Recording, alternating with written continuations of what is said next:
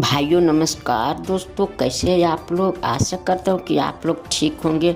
दोस्तों देखिए, power star Pawan Singh ने किस तरह अपने लॉलीपॉप गाने पर एक नई हीरोइन के साथ देखिए किस तरह से डांस कर रहा है और काफ़ी मस्ती कर रहे हैं। अपने जो लॉलीपॉप गाने हैं वो काफ़ी हिट हुए थे, यानी विदेश सब तरह गाने बजे थे और काफ़ी भोजपुरी में हिट हुए थे ये गाने। और देखिए उसी गाने पर किस तरह डांस कर रहे हैं। दोस्तों आप लोग का ये पावर स्टार पवन सिंह का जो लॉलीपॉप गाना है, इस पर जो power star Pawan Singh dance कर रहे हैं कैसा लगा हमें नीचे कमेंट करके ज़रूर बताइएगा, क्योंकि इसका पार्ट 2 भी बहुत जल्द आने वाला है।